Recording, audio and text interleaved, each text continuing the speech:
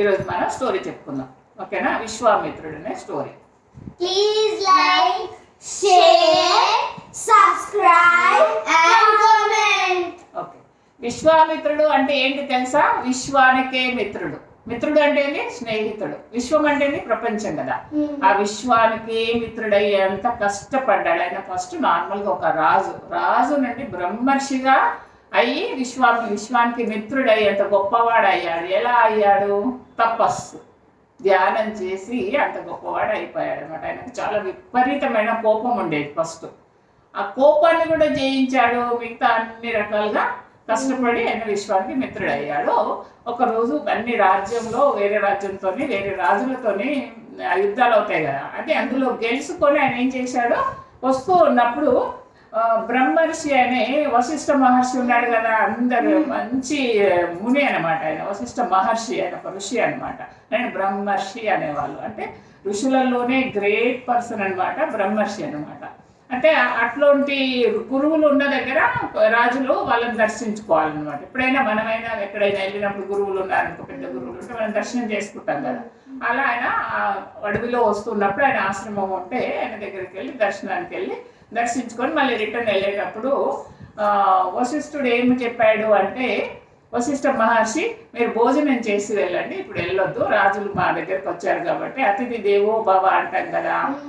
అతిథి ఇంటికి వచ్చినప్పుడు ఊరికే పంపించకూడదని భోజనం పెట్టి పంపిస్తాను, మీరు భోజనం చేసి వెళ్ళమంటే విశ్వామిత్రుడు ఏమంటాడు, మీరు ఆశ్రమవాసి, అంత ఎక్కువ ధనము అంత సంపద అదంతా ఉండదు, మనుషులు అదంతా ఉండదు కదా. మాకేమో సైన్యం చాలా మంది ఉన్నారు, ఇంతమందికి భోజనం వడ్డించడం కష్టం అవుతుంది, వద్దులేండి మేము వెళ్తాము, మాకు సెలవు ఇప్పించండి అంటే, లేదు మీరు ఏం టెన్షన్ పడకండి, నేను మీ అందరికి భోజనాలు పెట్టి పంపిస్తాను, మా ఆశ్రమానికి వచ్చిన వారందరూ మా అతిథులు అని చెప్పేసి నిమిషంలో శలభ అనే ఒక గోవు ఉంటుందంట, నందిని అంటారు. అది ఆ గోవు ఏంటంటే కామధేను, దాని పేరేంటి? కామధేను.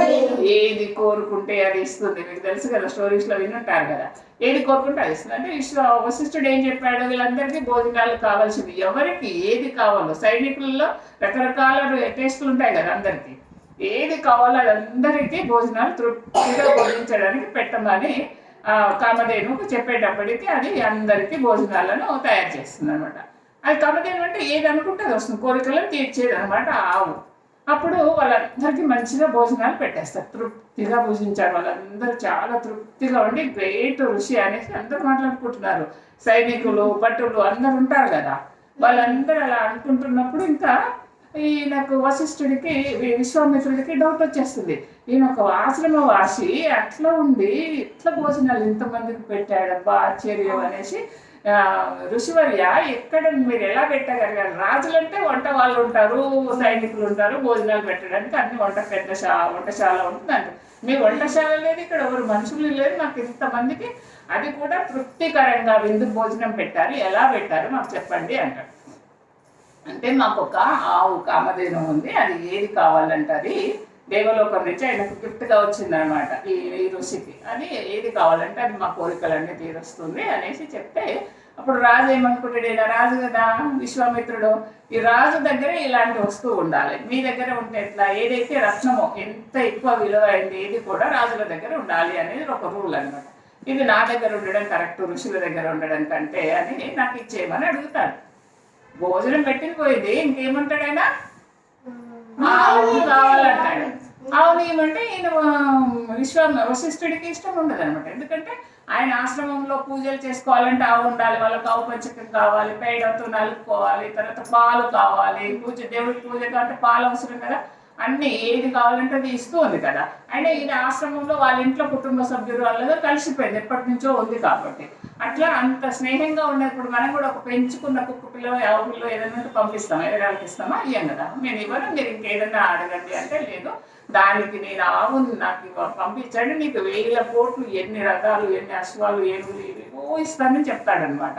నాకు ఏది ఇచ్చినా కూడా అవసరం లేదు, నాకు ఒక్క ఆవు ఉంటే చాలు, మరి ఏది వద్దు అనేసి ఇది చెప్తాడు. చెప్పినప్పుడు ఇంకా ఈయన యుద్ధం చేయడం మొదలు పెట్టేస్తాడు. రాజు కదా, యుద్ధం చేస్తాడు. యుద్ధం చేసినప్పుడు ఇంకా ఈయన కూడా ఏమన్నాడు, ఇంకా ఆవుని బలవంతంగా కొట్టుకొని తీసుకెళ్ళిపోతుంటే ఆవు మళ్ళీ రిటర్న్ పరిగెత్తుకొని వస్తుంది. ఈయన దగ్గరికి వచ్చి నేను ప్రశ్నిస్తుంది, నేనంటే ఇష్టం లేదా, నువ్వు ఎందుకు నన్ను ఆయనతో పంపిస్తున్నావు అంటే, ఆయన రాజు కోపంలో ఉన్నాడు, యుద్ధం చేయడానికి రెడీగా ఉన్నాడు కాబట్టి నువ్వు పోవద్దు అనుకుంటే నువ్వు అందరి కోరికలు తీరుస్తావు కదా, నీ కోరిక కూడా తీర్చుకో అంటే అప్పుడు ఏం చేస్తుంది, విశ్వామిత్రుడి సైన్యాన్ని ఓడించేటట్టుగా కావలసిన అంత ఈ సైన్యాన్ని ఇది కోరుకుంటారు అనమాట. ఎందుకు కోరికలు తీర్చేస్తుంది, ఏది కావాలంటే అది వచ్చు కదా దానికి. అందుకని ఆ అందరి విశ్వామిత్రుడిని సైన్యంతో ఓడించేస్తుంది అనమాట. అయితే ఓడించిన తర్వాత ఇంకా శివుడిని తపస్సు చేసి ఆయన ఏం చేశాడు, బ్రహ్మాస్త్రం అని సంపాదించుకుంటాడు. అటువంటి అస్త్రంతో ఇప్పుడు వశిష్ఠుడిని పడగొట్టాలని చూస్తాడు. వశిష్ఠుడి 100 మంది కొడుకులను వేరే అంతా ఆశ్రమవాసులను శిష్యులు ఉంటారు అందరినీ చంపేస్తాడు అనమాట. అయినా సరే ఇంకా ఈ ఋషిని కూడా చంపాలని చూసినప్పుడు ఋషి బ్రహ్మదండం ఉంటుంది, ఇట్లా పెట్టుకొని కూర్చుంటారు కదా ధ్యానానికి, ఆ బ్రహ్మదండం అడ్డం పెట్టుకొని కూర్చుంటాడు. ఆయన మాత్రం చంపలేకపోతుంది అనమాట. ఆ బ్రహ్మాస్త్రం కూడా చంపలేకపోతే అప్పుడు ఏమవుతుంది, నాకు విశ్వామిత్రుడికి డౌట్ వస్తుంది, నాకు ఇంత బలం ఉంది, నేను ఇంత రాజు ఎంతమందిని చంపగలిగాను, ఇంత సైన్యాన్ని ఓడించగలిగాను, ఆ చిన్నగా భక్తగా చిక్కి ఒక చిన్న పంచ కట్టుకుని ఉన్నా అతన్ని నేను చంపలేకపోయాను, ఏమిటి ఆయనలో గొప్ప అబ్బా అనేసి అనుకుంటాడు అనమాట. అంటే ధ్యానం చేస్తూ కూర్చున్నాడు ఆయన. అంటే ధ్యానం చేయడం వల్ల ఇంత తపస్సు వస్తుందా, ఇంత బలం ఉందా, ఇంత శక్తి ఉందా అంటే భౌతికమైన దానికంటే ఆధ్యాత్మికంలో ఏదో గొప్ప శక్తి ఉంది అని ఎవరికి తెలుస్తుంది, విశ్వామిత్రుడికి తెలుస్తుంది. వెరీ గుడ్, సరిగ్గా వింటున్నాం. విశ్వామిత్రుడికి తెలిసింది.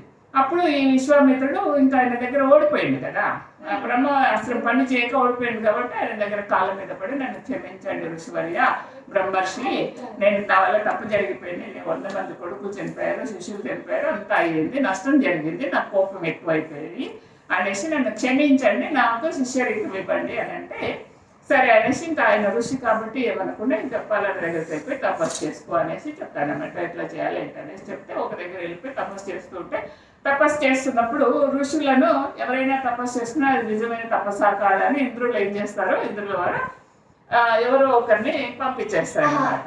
మేనకాన్ని పంపిస్తాడు. ఫస్ట్ మేనకాన్ని పంపించేస్తే అప్పుడు మోహంలో పడిపోయి అందంగా ఉంది కదా అని పెళ్లి చేసేసుకుంటాడు.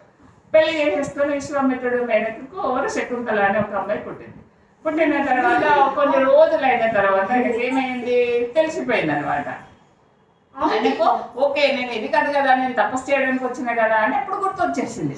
గుర్తొచ్చేసి ఆ అమ్మాయిని కన్వ మహర్షికి అప్పచెప్పేసి చాలా రోజులు అంత అయిపోయినాక గుర్తొచ్చింది. అప్పుడు ఆయన్ని కొన్ని వేల సంవత్సరాల తపస్సు అంతా వెళ్ళిపోయింది.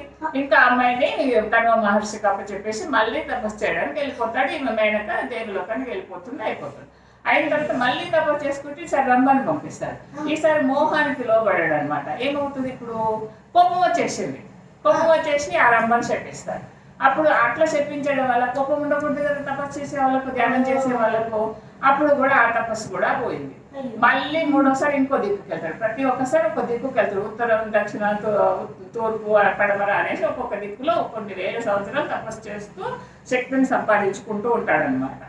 అప్పుడు ఇంకో దిక్కులో బ్రహ్మని చెప్పించడం కొంత పోతుంది తపస్సు. మళ్ళీ తపస్సు చేసుకున్నప్పుడు ఈసారి తపస్శక్తి బాగా వచ్చినప్పుడు ఒక అతను త్రిశంకుడు అని ఒక బాల్యమిత్రుడు ఉంటాడు, స్వర్గం అని. అయితే ఆయన వచ్చి వశిష్ఠుడిని ఫస్ట్ నన్ను బతికి ఉండగా నన్ను స్వర్గలోకాన్ని పంపించమని అడుగుతాడనమాట. అడిగినప్పుడు బతికి ఉన్నప్పుడు పంపించడం రూల్ కాదు కదా, ఇప్పటికీ కూడా ఎవరు బ్రతికి ఉండగా కంఠంలో ప్రాణం ఉండగా స్వర్గానికి ఇంద్రలోకానికి పోవడానికి కానీ ఛాన్స్ లేదు, భూలోకంలో ఉండాలి అనేసి నా వల్ల కాదు నేను పంపించాను అంటాడు. అప్పుడు ఏం చేస్తాడు ఆయన ఏం చేస్తాడు, ఈ త్రిశంకుడు పోయి విశ్వామిత్రుడిని అడుగుతాడు.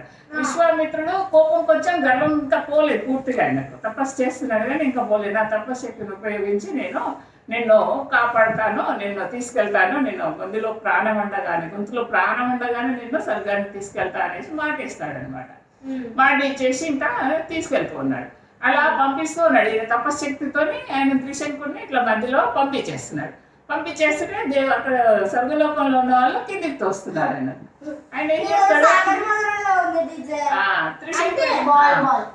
త్రిశంకుడు ఏం చేశాడు, ఇక్కడ విశ్వామిత్ర నేను పడిపోతున్నాను, నన్ను కాపాడండి అని మధ్యలో ఉండి ఆయన అరుస్తూ ఉన్నాడు. అరుస్తుంటే అక్కడే ఆగు అనేసి అక్కడ ఒక స్వర్గలోకాన్ని సృష్టిస్తాడు. ఆయన తపశక్తితోనే స్వర్గలోకాన్ని, త్రిశంక స్వర్గం అంటే ఇదే అనమాట. గాలిలో ఒక స్వర్గాన్ని నిర్మించాడు. ఇంకా ఎటు కాకుండా పోయిండు ఆయన. ఇటు భూమి మీద ఉండలేదు, అటు స్వర్గానికి వెళ్ళలేదు. త్రిశంక స్వర్గం మధ్యలో గాలిలో వేలాడుతున్న ఒక స్వర్గం సృష్టించబడింది కృత్రిమంగా. ఆ స్వర్గంలో త్రిశంకుడు ఉండిపోయాడు అనమాట. ఆయన అక్కడ ఉన్నాడు. ఇంకా మళ్ళీ ఇంకో తపస్సు, ఆయన మళ్ళీ తపశక్తి అయిపోయింది కదా. ఈ శంఖం త్రిశంక స్వర్గం సృష్టించడం మళ్ళీ తపస్సు, మళ్ళీ తపస్సు వెళ్ళింది. అంటే ఇన్నిసార్లు తపస్సు చేస్తూనే ఉన్నాడు, అసలు ఎక్కడ అలసిపోకుండా చేసి ఈసారి ప్రతిసారి ఆగకుండా ఎన్ని ఆయన తప్పులను ఆయన తెలుసుకుంటూ, ఒకసారి మోహం, ఒకసారి కోపం, ఒకసారి దర్పం. ఎందుకంటే నేను చేయగలుగుతా అనే ఒక గర్వం ఉంది చూడు, దాన్ని అన్ని వదులుకున్నాడు. ఇంకా ఆ మూడింటిని వదిలేసి ఇంకా 4వసారి మాత్రం కంప్లీట్ గా సాధించుకొని ఇంకా వశిష్ఠ మహర్షి దగ్గరికి వస్తాడనమాట. వశిష్ఠుడి దగ్గరికి వచ్చేస్తే వశిష్ఠుడు వీళ్ళందరూ కూడా, వేరే వాళ్ళందరూ కూడా ఏం చెప్తున్నారు పర్వాలేదు. అయితే ఎట్లా చూస్తున్నారంటే, ఈయనను రాజర్షి అని ఒకసారి నారదు వచ్చి రాజర్షి అంటారు. ఆయన ఒప్పుకోలేదు, సాటిస్ఫాక్షన్ అవ్వలేదు. రాజర్షి మహర్షి అంటారు. మహర్షి అంటే కూడా ఆయనకు సాటిస్ఫాక్షన్ కాదు. నన్ను బ్రహ్మర్షి అని పిలవాలి. ఎవరిని? వశిష్ఠుడు బ్రహ్మర్షి కదా, నేను కూడా ఆయనంతటి వాడిని కావాలి అనేసి నన్ను బ్రహ్మర్షి అనే వరకు నేను తపస్సు చేస్తానని చేసి బ్రహ్మర్షి అనిపించుకోవడం కోసం ఈయన ఇప్పుడు ఇంకా అనలేదు. అయితే వేరే వాళ్ళు వచ్చి నువ్వు బ్రహ్మర్షి వేలే, నీ తపస్సు చాలు అనేసి చెప్పినా కూడా ఆయన లేదు. నన్ను వశిష్ఠుల వారే బ్రహ్మర్షి అని నన్ను పిలిచినప్పుడే, చెప్పినప్పుడే నా తపస్సు ఫలించినట్లు అనేసి వశిష్ఠుడి దగ్గరికి వస్తాడు. వశిష్ఠుడి దగ్గరికి వచ్చినప్పుడు ఆయన ఏం చేస్తాడంటే, లోపల వశిష్ఠుడి భార్య ఉంటుంది కదా, ఆమెతోనే మాట్లాడుతూ ఉంటాడు. ఇంకా ఆయన పాపం ఇన్ని రోజుల నుంచి తపస్సు చేశాడు, ఇంత కష్టపడ్డాడని ఆయన గురించి చాలా మంచి పాజిటివ్గా మాట్లాడుకుంటున్నాడు. అంతకుముందుకు ఆయన నన్ను తపస్సు బ్రహ్మర్షి అనలేదని కోపంతో ఇంకా కూడా కొంచెం కోపం ఉండిపోయింది అనమాట ఆయనలో. ఆయన వశిష్ఠుడు నన్ను చెప్పట్లేదు బ్రహ్మర్షి అని కోపం ఆయన ఏదో అనాలనే కోపంతో వచ్చాడు. కానీ లోపల వాళ్ళిద్దరు మాట్లాడుకుంటున్న మాటలు చూసి ఇంకా ఆయన ఏమనుకున్నాడు, ఓకే నా గురించి మంచిగా మాట్లాడుతున్నాడు ఈయన అనేసి, నా తప్పు అయిపోయింది అనేసి ఇంకా అప్పుడు కోపం కూడా కంప్లీట్గా వదులుకొని వశిష్ఠుడి దగ్గరికి వచ్చి నమస్కారం చేసి ఇంకా బాగా హ్యాపీగా అప్పుడు రాజ్యం చేయడానికి మళ్ళీ అటు రాజుగా ఉంటాడు, ఇటు బ్రహ్మర్షిగా కూడా అయిందనమాట. ఆయన ఎంత కష్టపడ్డాడో, ఎన్నిసార్లు తపస్సు చెడిపోతూ ఉంటే కూడా మళ్ళీ వదలకుండా తపస్సు చేశాడు. ఏ ఆవు పేరేంటిది? ఆవు ఏం చేసింది? అది ఏం చేస్తుంది? ఎన్నిసార్లు తపస్సు చేశాడు వశిష్ఠుడు? 4 సార్లు 4 దిక్కులకు వెళ్ళి చేశాడు. ఏమి సృష్టించాడు ఈయన తపశ్శక్తితోనే? త్రిశంక స్వర్గం సృష్టించాడు. ఒకసారి ఏం చేశాడు? మోహంలో పడిపోయి పెళ్లి చేసుకున్నారు. ఇంకొకసారి కోపంతోనే నువ్వు బౌడు అయిపోతావని చెప్పిస్తాడు. అప్పుడు తపశక్తి పోతుంది. తపస్సులో ఉన్న వాళ్ళు ఎవరైనా కోపంతో చెప్పించాడు వాళ్ళు ఇట్లాంటివి చేస్తే వాళ్ళు తపశక్తి పోతుంది అనమాట. అలా అన్ని రకాలుగా అన్నింటినీ అధిగమించాడు అనమాట. అందుకని మనం ఈ స్టోరీ నుంచి అప్పుడు ఈ బ్రహ్మర్షి, నువ్వు ఇప్పుడు బ్రహ్మర్షి అయ్యావు, నువ్వు విశ్వానికి మిత్రుడవు అని ఎవరు చెప్పారు? వశిష్ఠ మహర్షి చెప్పాడు. చెప్పిన తర్వాత ఆయన సాటిస్ఫాక్షన్ అయింది. అప్పుడు మనమందరం కూడా ఈ స్టోరీలో మనం ఏం తెలుసుకున్నాము? ఎప్పుడైనా కష్టపడాలి, ఏమైనా ఆపద వచ్చినా సరే ఆగకుండా నెక్స్ట్ టైం ప్రయత్నించాలి. ఒకసారి ఫెయిల్యూర్ అయినా కూడా ఆయన 4 సార్లు 3 సార్లు ఫెయిల్ అయినా కూడా 4వసారి అని అనుకున్న దాన్ని సాధించాడు. విశ్వానికి మిత్రుడయ్యాడు. 5 సార్లు మనం ఎగ్జామ్ లో ఫెయిల్ అయితే ఇంకోసారి కూడా ట్రై చేస్తాం కదా, అలా ఫెయిల్ అవ్వకుండానే చదువుదాం మనం. ఓకేనా? సరే, ఓకే, డన్, బై. సరే.